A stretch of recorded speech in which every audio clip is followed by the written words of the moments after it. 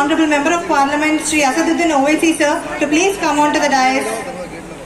I request Honorable Member of Legislative Council Shri Mirza Riazul Hasan Effendi sir also to please come on to the dais. Honorable MLAs Pasha Qadri sir and Honorable MLA Ahmad bin Balala sir also to please come on to the dais. Nagar, second in our Hyderabad city, and also Center for Development and Empowerment of Women. Anjani Kumar sir to please welcome our chief guest, Honorable Minister for Home, Shri Muhammad Mahmood Ali sir by presenting a plan. Also to please welcome Honorable Member of Parliament Shri Asaduddin Owaisi sir with a flag. I request CP sir to please welcome MLC sir also by presenting a bouquet.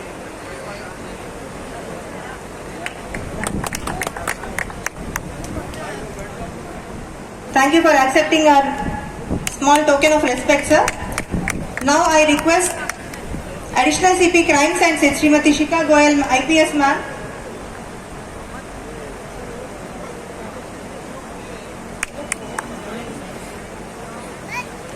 to MLAs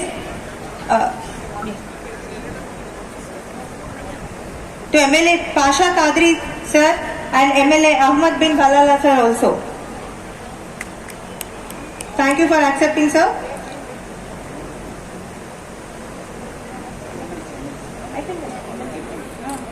Center which is dedicated to providing healing touch and hand holding to the women and children and also to the affected family members in their journey for justice. 5 साल पहले Telangana government और Telangana police ने हैदराबाद में पहले भरोसा centre शुरू किया था। हमारे लिए ये खुशी का मौका है कि भरोसा सेंटर जिसकी 5वीं सालगिरह हम इस मई में सेलिब्रेट कर रहे हैं, उसी का एक दूसरा सेंटर आज हम साउथ जोन में शुरू कर रहे हैं। पिछले 5 वर्षों में भरोसा सेंटर ने हजारों विक्टिम्स को सहायता दी और हम इस फिलॉसफी पे काम करें कि जितने हमारे पास विक्टिम्स जैसे स्पेशली डोमेस्टिक वायलेंस की जो विक्टिम्स आते हैं, उनका जहां तक पॉसिबल हो फैमिली साथ में बनी रहे।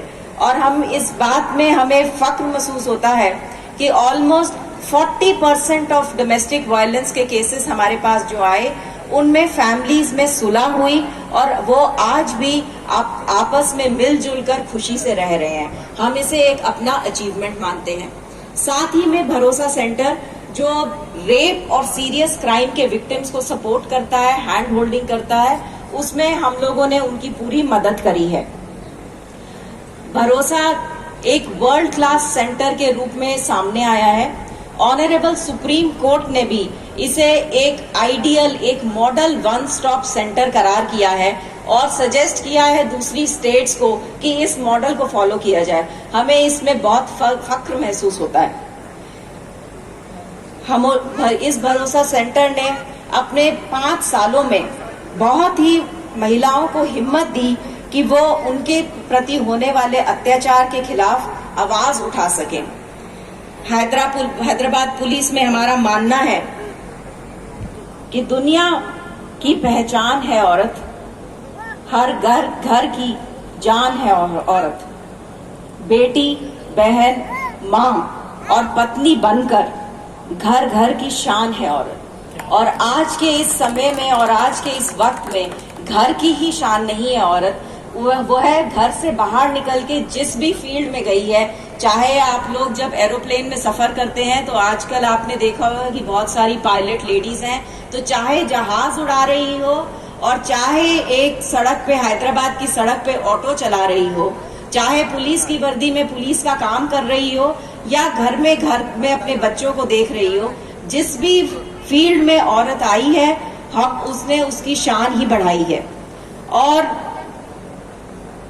हैदराबाद पुलिस, तेलंगाना पुलिस और तेलंगाना गवर्नमेंट का ये एक मोटो था कि सभी महिलाएं अपनी बेझिझक पूरी सुरक्षा से अपने सपने को साकार कर सकें और किसी भी वजह से सिक्योरिटी के रीजन से वो अपना सपना उनका अधूरा ना रह जाए। और इसी के लिए भरोसा और शी टीम्स का गठन हुआ था और इसी के का आज हम लोग कह सकते हैं कि हैदराबाद का कंट्री में one of the safest city है महिलाओं के लिए, और ये अलग अलग सर्वे भी बोलते हैं और हमें फक्र महसूस होता है कि हम इसको अचीव कर पाए।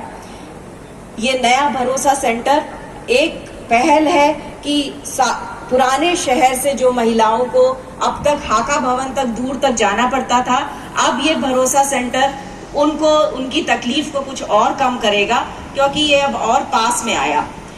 ये भरोसा सेंटर सेफ सिटी प्रोजेक्ट का एक हिस्सा है। ये भरोसा सेंटर करीब 4 करोड़ रुपए की लागत से बनाया जाएगा। State of the art building होगी हमारी, और इस साथ ही साथ इस भरोसा सेंटर के साथ एक फैमिली काउंसिल सेंटर भी यहाँ पे एस्टैब्लिश हो रहा है। इसके अलावा हैदराबाद सिटी में 12 अलग फैमिली काउंसलिंग सेंटर्स एस्टैब्लिश होंगे। सबका यही एम है कि विक्टिम्स को जितना ईज हो, कि जितनी आसानी और जितना क्लोज उनके पास हम लोग पहुंच पाएं। साथ ही में सेफ सिटी प्रोजेक्ट के अंतर्गत हम लोग 3000 और कैमरा लगाएंगे, पेलिकन सिग्नल्स लगाएंगे, लेडीज के लिए डॉर्मेट्री बनेंगी, शी टॉयलेट्स बनाएंगे। ये सारे प्रोजेक्ट्स इसी एम से हैं कि हैदराबाद की जो सेफेस्ट सिटी की जो पोजीशन है वो पोजीशन बरकरार रहे और हम देश ही में नहीं विदेश में भी one of the safest city रहें। And all this has been possible only with the cooperation and support of the dignitaries on the dais and all of you who have come here today. आपकी support और आपकी हिम्मत अफजाई के बिना ये सब पॉसिबल नहीं होता। We are extremely thankful and grateful for all of you to come here. I extend a warm welcome to each and everyone who is here today. Thank you. और एक नए फैमिली काउंसिल सेंटर की foundation laying ceremony में मैं आप सबका स्वागत करती हूँ। इस मुबारक मौके पर मैं आप सभी का स्वागत और अभिनंदन करती हूँ। ऑनरेबल होम मिनिस्टर साहब जनाब Mohammed Mahmood Ali sir, honourable MP जनाब असदुद्दीन ओवैसी, एमएलसी साहब मिर्जा रियाज हसन, ऑनरेबल एमएलए पाशा कादरी साहब, ऑनरेबल एमएलए अहमद बलाला साहब, chairman police housing corporation Damodar साहब, हमारे पुलिस कमिश्नर साहब Swati Lakra ADG women safety, city police के तमाम ऑफिसर्स, आज सब आप हमारे बीच में हैं। हम आपके बहुत शुक्रगुजार हैं। आप आए तो बहारों ने लुटाई खुशबू, आप आए तो बहारों ने लुटाई खुशबू। फूल तो फूल थे, फूल तो फूल थे, कांटों से भी आई खुशबू। हमारा हौसला अफजाई करने के लिए आप सभी का बहुत बहुत शुक्रिया।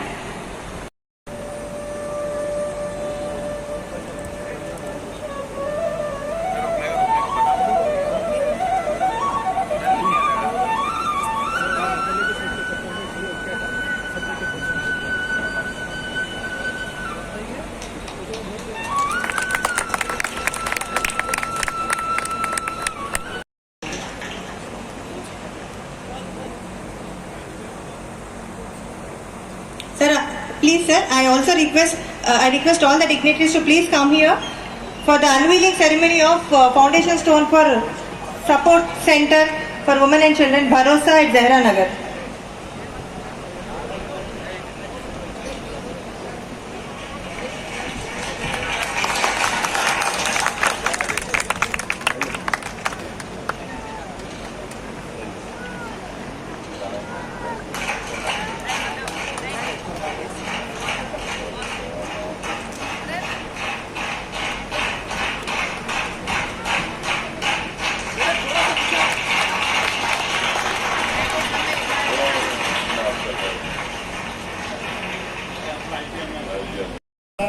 आज सबसे पहले हैदराबाद सिटी पुलिस की तरफ से मुझे वज़ीर दाखिला हुकूमत तेलंगाना, मोहतरम जनाब अंजनी कुमार साहब कोतवाल हैदराबाद, शहनशीन में तशरीफ फरमा हैदराबाद सिटी पुलिस के तमाम मोअज़्ज़ज़ अफसरान व अहदेदारान, मेरी जमाती रुफ़क़ा, मोअज़्ज़ज़ हाज़रीन इकराम, मैं हुकूमत तेलंगाना का शुक्रिया अदा करता हूं कि आज साउथ जोन में यहां पर एक भरोसा सेंटर का क़याम अमल में लाया जा रहा है और आज इस सिलसिले में वज़ीर दाखिला की जानिब से इस भरोसा सेंटर का संग बुनियाद भी रखा गया है। ये बड़ी खुशी की बात है कि जिस मुकाम में, जिस महल्ले में आज इस भरोसा सेंटर के संग बुनियाद रखा गया, उसका नाम ज़हरा नगर है। और आप और हम जानते हैं कि हमारे नबी और रसूल सल्लल्लाहु अलैहि वसल्लम की साहबजादी का नाम फातिमतुज़ ज़हरा है, जिसको हम शहजादी जन्नत भी कहते हैं, और ज़हरा के माने ये बताए गए हैं कि मदद करने वाली। तो यकीनन ये भरोसा सेंटर उन तमाम परेशान और तकलीफ में मुब्तला ख़वातीन की मदद उससे साबित होगी। और साथ ही साथ ये बात बिल्कुल सच है कि हमारे माशरे में, चाहे वो मुसलमान हो, हिंदू हो या दलित हो या बैकवर्ड क्लास से उनका ताल्लुक हो या ईसाई हो, ये बात बिल्कुल मैं अपने छोटे से सियासी तजुर्बे की बुनियाद पर कह रहा हूं कि हमारे इस माशरे में ख़वातीन से नाइंसाफ़ी होती है, ख़वातीन पर जुल्म होता है। और ख़ास तौर से जब लॉकडाउन हुआ और लॉकडाउन के दरमियान में जहां पर सारी दुनिया में लोग अपनी इंसानियत के मुजाहरे कर रहे थे, पुलिस के लोग, हेल्थ के डिपार्टमेंट के डॉक्टर्स, नर्सेस अपनी जानों को सामने रखकर और फिर सियासतदान अपनी तरफ से खिदमत कर रहे थे, वहीं पर उसका एक जो डार्क पहलू था, एक खराब बात जो पूरे लॉकडाउन में नजर आई, वो ये है कि घरों में जो ख़वातीन थी उन पर डोमेस्टिक वायलेंस का बहुत इजाफा हुआ। इसलिए बहुत ज़रूरी है कि इस बुराई का हम खात्मा करें, और ये खात्मा उसी वक्त होगा जब माशरे में एक शऊर बेदार होगा और हम ख़वातीन को अपने बराबर का हिस्सेदार समझें, उनको अपना गुलाम ना समझे, ना उनको कमतर समझे। जब ये सोच में तब्दीली आएगी तो यकीनन ख़वातीन पर जुल्म का खात्मा होगा। मैं हमारे मुसलमान भाई और बहनों से अर्ज करना चाह रहा हूं कि अल्लाह के रसूल सल्लल्लाहु अलैहि वसल्लम का आखिरी खुतबा, जिसको अंग्रेजी में कहते हैं कि लास्ट सरमन, उस आखिरी खुतबा जो मैं समझता हूं कि सारी इंसानियत के लिए एक ह्यूमन राइट्स का चार्टर है, डिक्लेरेशन है, जिसमें मोहम्मद सल्लल्लाहु अलैहि वसल्लम ने क्या कहा। आपने फरमाया कि किसी को तकलीफ मत दो ताकि तुमको कोई तकलीफ ना दे। तो उलमा इकराम ने कहा कि तकलीफ ज़हनी भी हो सकती है, तकलीफ नफ्सियाती भी हो सकती है। इसलिए ये तमाम कायनात से कहा जा रहा है, तमाम इंसानियत से, कि किसी को तकलीफ मत दो ताकि तुमको तकलीफ ना हो। और उसी आखिरी खुतबे में मोहम्मद सल्लल्लाहु अलैहि वसल्लम ने फरमाया कि औरतों पर तुम्हारे हुकूक हैं जिस तरह तुम्हारे औरतों पर हुकूक है। और रसूलुल्लाह सल्लल्लाहु अलैहि वसल्लम ने फरमाया कि औरतों के मामले में अल्लाह से डरो। क्या फरमाया रसूलुल्लाह सल्लल्लाहु अलैहि वसल्लम ने कि औरतों के मामले में अल्लाह से डरो। और रसूलुल्लाह सल्लल्लाहु अलैहि वसल्लम की हदीस है कि तुम में सबसे बेहतरीन इखलाक वाला वो है जो अपने घर वालों से और अपने घर के ख़वातीन से अच्छा सलूक और बर्ताव करे। तो ये बहुत ज़रूरी है कि हम ये तमाम वाक़यात को, जहेज़ की लानत को, औरतों पर जो फिजिकल वायलेंस होता है, उनको कोई मारा जाता है, पीटा जाता है, ये सब ख़त्म करने की ज़रूरत है। इस्लाम में रसूलुल्लाह सल्लल्लाहु अलैहि वसल्लम की सीरत का मुताला करेंगे तो कहीं पर भी मोहम्मद सल्लल्लाहु अलैहि वसल्लम ने क्या हमारी उम्मत की माओं पर कभी हाथ उठाया? नहीं उठाया। इसकी तालीम ही नहीं है। जबकि हमको ये बताया गया कि रसूलुल्लाह सल्लल्लाहु अलैहि वसल्लम से जब शहजादी जन्नत मुलाकात करने आती है, आप सल्लल्लाहु अलैहि वसल्लम उनसे मुलाकात करने जाते तो अल्लाह के रसूल सल्लल्लाहु अलैहि वसल्लम अपनी बेटी को देखकर खड़े हो जाते। ये हमको बताया गया है। तो इसलिए मेरे अजीज दोस्तों और बुजुर्गों, इस भरोसा सेंटर की हमको जरूरत भी नहीं पड़ती अगर हम इन तमाम बुराइयों का खात्मा कर देते। मगर ये हकीकत है और इस हकीकत को रोकने के लिए जो बुराई है, इस भरोसा सेंटर का क़याम अमल में लाया जा रहा है। और मैं उम्मीद करता हूं कि यहां पर जो पुलिस के अहदेदारान यहां पर इस बिल्डिंग की तामीर होने के बाद यहां पर वो फायज होंगे, वो हमदर्दी से, शफकत से और पूरी अंडरस्टैंडिंग के साथ जो खवातीन यहां पर इनसे रुजू होंगी अपने मसले मसाइल को लेकर, वो उसको अच्छी तरीके से उनको समझाएंगे, काउंसलिंग करेंगे और इस माशरे की जो बुराई है इसका खात्मा होगा। मैं शुक्रगुजार हूं हमारे दो खवातीन आला पुलिस ओहदेदारान जो यहाँ पर हैं, हमारे एडिशनल सीपी साहिबा मोहतरमा और मोहतरमा स्वाति लकरा साहिबा, जिन्होंने शी टीम के जरिए एक बेहतरीन हैदराबाद में खवातीन के तहफ़्फ़ुज़ के लिए और हमारी बच्चियों के तहफ़्फ़ुज़ के लिए जो खिदमात अंजाम दे रही हैं, मैं उनका शुक्रिया अदा करता हूं। और हम तमाम को ये कोशिश करनी चाहिए कि इस बुराइयों का खात्मा हो। और अभी होम मिनिस्टर साहब, वजीर दाखिला साहब बता रहे थे कि हमारे शहर में दोबारा कोविड का, कोरोना के केसेस में इजाफा हो रहा है। तो मेरी आप तमाम से गुजारिश है कि तमाम एहतियाती तदाबीर को इस्तेमाल करिए। खास तौर से जो माशाल्लाह जो शादियों का सिलसिला दोबारा शुरू हुआ है, जरा उसमें सोशल डिस्टेंसिंग को रखिए। जरूरी नहीं है कि आप जाकर हर शादी में दूल्हे से गले मिल जाएंगे। अगर आप गले मिलेंगे तो याद रखिए कोरोना आपको दूल्हा बना देगा। तो इसलिए बहुत जरूरी है कि एहतियात करिए, दूर से दूल्हे को मुबारकबाद दीजिए, क्योंकि कोरोना ऐसा है कि कभी किसी को दूल्हा बनाता तो कभी किसी को दुल्हन बना देता। तो दवाखाने अभी भी आबाद हो रहे हैं, इसको बचाइए अपने आप को। और जितना हो सके आप लोग वैक्सीन भी लीजिए। इंशाल्लाह मैं भी वैक्सीन लूंगा और वैक्सीन से हम तमाम को अपनी जानों को बचाना है। मैं उम्मीद करता हूं कि पुलिस डिपार्टमेंट जल्द से जल्द ये इस बिल्डिंग के काम को शुरू कराकर, बताया गया है कि 12 महीने में इसको खत्म कर दिया जाएगा। मेरा जो सियासी तजुर्बा है, पुलिस गवर्नमेंट की तरफ से कोई काम 12 महीने में नहीं होता, कम से कम 24 महीने में आप उसको खत्म कर दीजिए, मगर जरूर खत्म करिए। मैं फिर से हमारे कमिश्नर पुलिस साहब का, अंजनी कुमार साहब का बेहद शुक्रिया अदा करता हूं कि उनके मातहत शहर हैदराबाद में सुकून है और वो तमाम लोग मिलकर कोशिश कर रहे हैं। शुक्रिया। वाखिर दावान अल्हम्दुलिल्लाह रब्बिल आलमीन।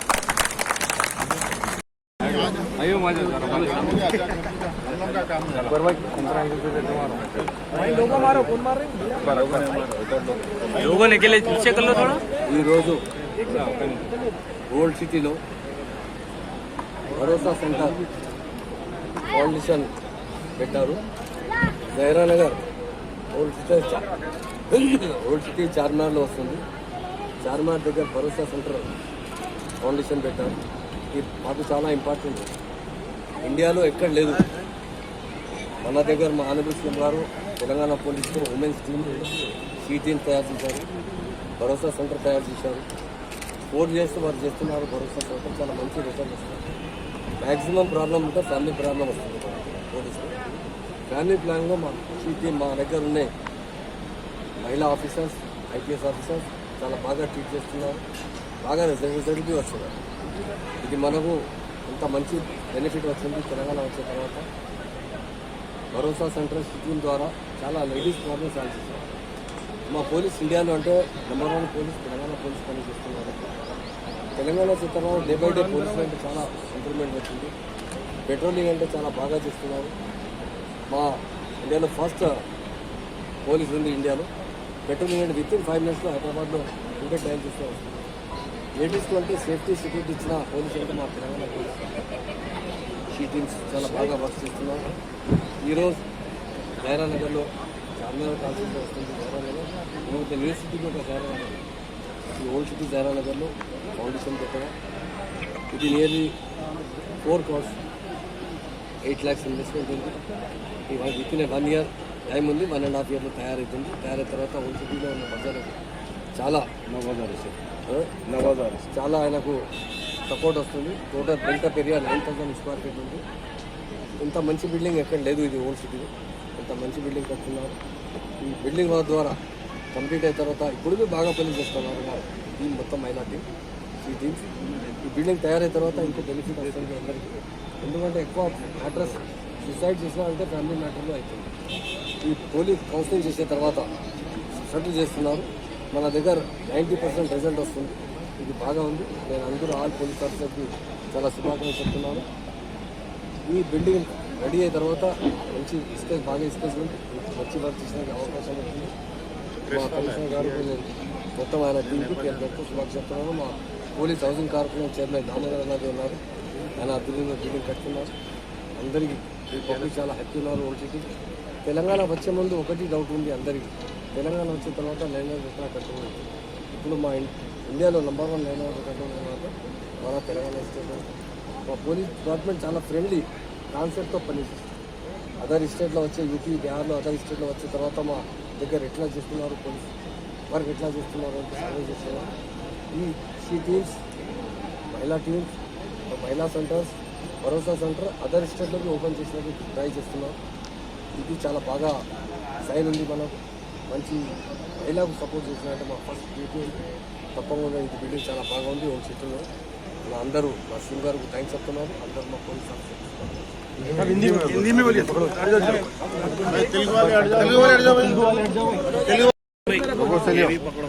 आज पुराने शहर में खासतौर चारमीनार कॉन्स्टिट्यूंसी में जहरा नगर में एक भरोसा सेंटर का फाउंडेशन डाला गया.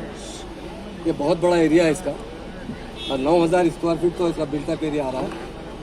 तेलंगाना बनने के बाद हमारी पुलिस टीम जो है फ्रेंडली पुलिस की तरह काम करती है और हमारी सी टीम खासतौर से भरोसा सेंटर 4 साल से मुसलसल काम कर रही है और बहुत अच्छी तरीके से लोगों के फैमिली मैटर, लोग अपने पेरेंट्स के पास भी जो मसला हल नहीं होता, हमारी पुलिस डिपार्टमेंट के महिला अहदेदार हैं स्वाति लकरा मैडम और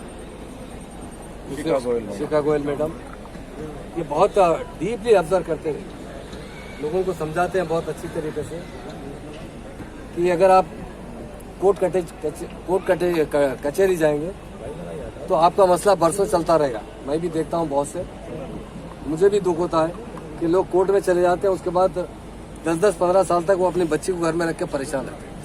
अगर ये फैमिली मैटर जो है यहीं तय हो जाए तो इसके लिए हमारे ऑनरेबल सीएम साहब ने खासतौर से शीटीम्स और भरोसा सेंटर बनवाए हैं और ये लोग बहुत मेहनत से काम करते हुए लोगों की फैमिली को जोड़ा जा रहा है.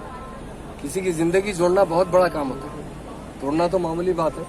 शादी होने के बाद बहुत से मसाइल आते हैं, खासतौर से महिला के मसाइल महिला से ज़्यादा आते हैं और महिला ही हल कर सकते हैं उसके. तो हमारे पास की शीटिंग बहुत अच्छा काम कर रही है और ये जो भरोसा सेंटर का यहाँ फाउंडेशन रखा गया है ये अच्छा है. ओल्ड सिटी के लिए गुड साइन है. यहाँ के लोगों पुराने शहर में क्योंकि गुंजान आबादी है, यहाँ बहुत से मसाइल रहते हैं फैमिली मैटर्स के, तो वहाँ ये आएंगे तो यहाँ बिठाकर उन लोगों को मसला हल किया जा सकता है. और हमारे ऑनरेबल सीएम साहब ने तेलंगाना बनने के बाद पुलिस डिपार्टमेंट को बहुत इंपॉर्टेंट है. सारे हिंदुस्तान में तेलंगाना एक ही पुलिस है, जहाँ पर आप 100 डायल करेंगे तो विदिन 5 मिनट्स के अंदर पुलिस आप तक पहुँच जाएगी और आपको हर तरीके से मदद करेगी. पुलिस यही नहीं कि कोई एक्सीडेंट हो तो मदद करेगी, जब भी आपको बुरा वक्त आता है तो फ्रेंडली पुलिस से अगर पहुँचने वाली कोई होती तो हमारी पुलिस. और कोरोना के अंदर भी बहुत ज़्यादा खिदमत करने वाली कोई टीम रही तो पुलिस डिपार्टमेंट रहा हमारा.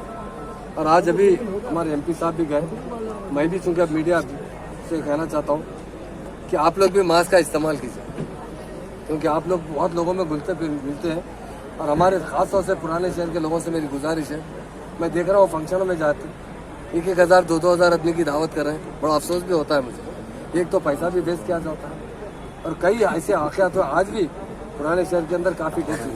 किसी को मालूम नहीं, आप मीडिया भाइयों से मेरी गुजारिश है लोगों को एहतियात करने के बारे में बताइए. लोग एहतियात नहीं कर रहे हैं, बगैर मास्क के पूरा फिर रहे हैं और दावतें इतनी बड़ी बड़ी कर रहे हैं और दूल्हे से मिलते हैं, गले मिलते हैं. थोड़ा डिस्टेंस मेंटेन करें, कम से कम 3 फीट का डिस्टेंस रखना जरूरी है. और हर आदमी मास्क को यूज करना जरूरी है। और जहाँ तक हो सके हाथों को साबुन से धोइए या सैनिटाइज से धोइए, पर एहतियात कीजिए, बेहतर है, क्योंकि ग्राफ बढ़ता जा रहा है। अभी सीटी साहब ने कहा कि 2-3 दिन में ग्राफ बढ़ा है। महाराष्ट्र में तो हज़ारों की तादाद में आ चुके हैं और हमारे पास भी काफ़ी तेज़ी से बढ़ा है। मैं आप लोगों के जरिए तमाम आवाम से अपील करना चाहता हूँ कि एहतियात बहुत ज़रूरी है और बड़ी दावतों से एहतियात कीजिए।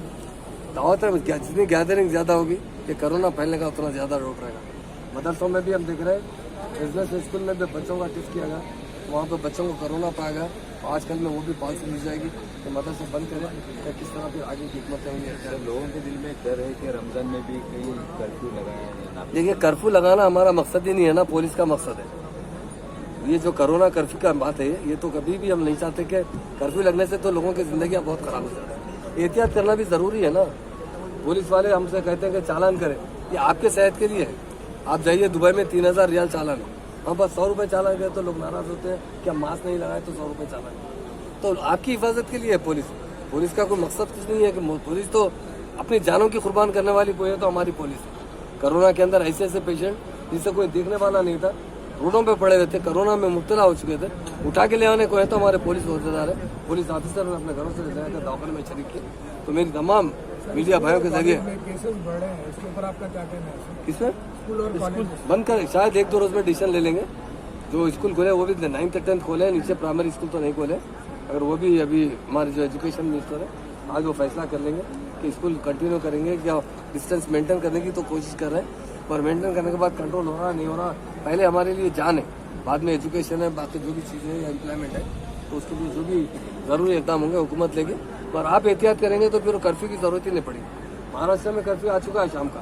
कर्फ्यू आने के बाद कारोबार पूरे मुतासिर हो जाते हैं, लोगों के जरिए आमदनी खत्म हो जाती है, लोगों को जीना बड़ा मुश्किल होता है। दुनिया में इंसान के लिए सबसे अहम चीज़ अपना पेट है। पेट नहीं बढ़ता तो इंसान कुछ भी कर सकता है। तो हुकूमत नहीं चाहती कि कहीं पर भी हम कर्फ्यू लगाएं, मगर अगर आगे जरूरत पड़ेगी तो सोचा जाएगा। मगर आप अपने से एहतियात करेंगे तो हम शायद कंट्रोल में आ कहना जाए। है कि अगर जो प्रिकॉशन यूज नहीं करेगा उसको पुलिस के जरिए चालान डेफिनेट कुछ ना कुछ लाएंगे। अभी इसके बाद क्या करेंगे, अब चालान करना ही पड़ेगा ना लोगों को। महाराष्ट्र में अगर मास्क नहीं लगा तो 100 रुपीज चालान है, पुणे में अगर मास्क नहीं लगा तो 200 रुपीज चालान है, अगर एक सेम आदमी 2 बार पकड़े गया तो फिर 500 चालान है, फिर जेल है। या भी कुछ ऐसा आप अभी तो नहीं करें, मगर इसके ऊपर गौर किया जाएगा। अगर मौका जरूरत पड़ेगी तो लागू किया जाएगा, क्योंकि मास्क आपके लिए बेहतर है। अगर आप लोग मास्क लगाएंगे तो थोड़ा बच सकते हैं, क्योंकि जान से बढ़ के तो कोई चीज़ नहीं हो सकती। कि पुलिस कभी भी एक बात याद रखिए, चालान आवाम को जो है सुधारने के लिए किया जाता है, डर को पैदा करने के लिए, रेवेन्यू बनाने के लिए नहीं रहता। रेवेन्यू के दूसरे रिसोर्सेज रहते हैं। हम कोशिशें करेंगे, अब कल से ऐलानात भी करेंगे। देख रहा हूँ, मैं भी देखता हूँ, जहाँ दावतों में जाता हूँ तो लोग बस गले मिलना छोड़ते नहीं, तो एहतियात जरा भी नहीं कर रहे, 0% एहतियात। तो मैं गुजारिश करता हूँ 100 आदमी की गैदरिंग है, 100 से ज़्यादा अगर दिखेंगे तो क्या पुलिस का चालान? अभी तो नहीं, मगर आइंदा से जरूर ला देंगे। मैं आपसे गुजारिश करता हूँ कि इस वक्त तो 500 से ज़्यादा नहीं करना चाहिए, और ज़रूरत पड़ना उसको भी घटा के 100 तक लाएंगे। अगर ये कंट्रोल में आ गया तो बेहतर है, पर आप 500 से ज़्यादा तो मत करिए, मेरी तमाम लोगों से गुजारिश। Thank you sir.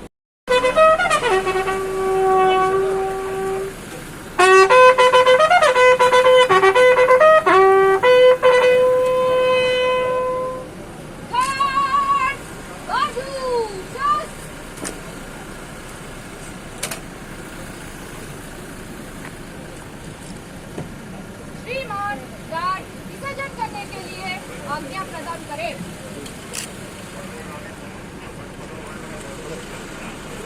गार्ड बगल ट्रस्ट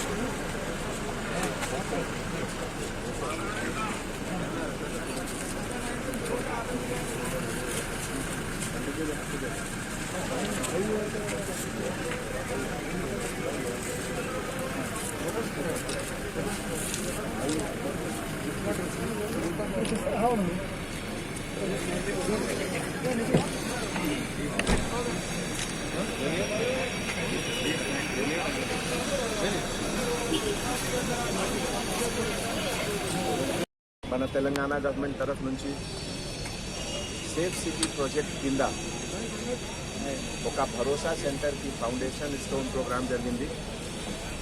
ఈ ప్రోగ్రాంలో మన ప్రియతమ హోమ్ మినిస్టర్ గారు మహమూద్ అలీ గారు, తర్వాత హైదరాబాద్ ఎంపీ గారు అసదుద్దీన్ ఓవైసీ గారు, ఎమ్మెల్యే బలాలా గారు, ఎమ్మెల్యే అహ్మద్ పాషా గాద్రి గారు, ఎమ్మెల్సీ గోల్డీ గారు, తర్వాత అందరు senior officers, police housing corporation chairman, additional CP crime Shikha Goyal, additional DG women safety Swathi Lakra, additional CP traffic, additional CP law and order, joint CP SB, south zone అందరు staff ఈ ఫంక్షన్లో participate చేశారు. మీ అందరికీ తెలుసు, తెలంగాణ గవర్నమెంట్ ఇనిషియేటివ్ ప్రకారం మన భరోసా centre తర్వాత she teams ఇది కంట్రీలో ఒక ఫస్ట్ స్టెప్ ఉంది విమెన్ సేఫ్టీ గురించి. లాస్ట్ 3-4 ఇయర్స్లో భరోసా సెంటర్ సైఫాబాద్ ద్వారా మోర్ దెన్ 60-70 కేసెస్లో కన్విక్షన్ వచ్చింది. 10,000 పైన విమెన్ ఆఫీసర్స్ చిల్డ్రన్కి రిలీఫ్, మెడికల్ రిలీఫ్, కౌన్సిలింగ్ అన్నీ జరిగింది. సో ఈ సేమ్ సిస్టమ్ ఈ పార్ట్ ఆఫ్ సిటీలో కూడా నెక్స్ట్ 12 months తర్వాత ఇది స్టార్ట్ అవుతుంది. ఈ సందర్భంలో పబ్లిక్ సపోర్ట్, పబ్లిక్ అవేర్నెస్ చాలా ఇంపార్టెంట్ ఉంది. నేను అందరు లేడీస్కి రిక్వెస్ట్ చేస్తున్నాము, ఎనీ ప్రాబ్లం మీరు డయల్ 100 చేయండి. డయల్ 100 రెస్పాన్స్ అంటే 10 minutes లోపలికి తప్పకుండా మీ దగ్గరికి వస్తుంది. అండ్ ఇదే విధంగా అవేర్నెస్ క్యాంపెయిన్లో మన లోకల్ ఎస్హెచ్ఓ, షీ టీమ్స్ తరఫు నుంచి ఆల్ ఇంపార్టెంట్ ఏరియాస్లో అవేర్నెస్ క్యాంపెయిన్ కూడా జరుగుతుంది. ఇదిలో కూడా మీ అందరు పార్టిసిపేట్ చేయండి. Thank you.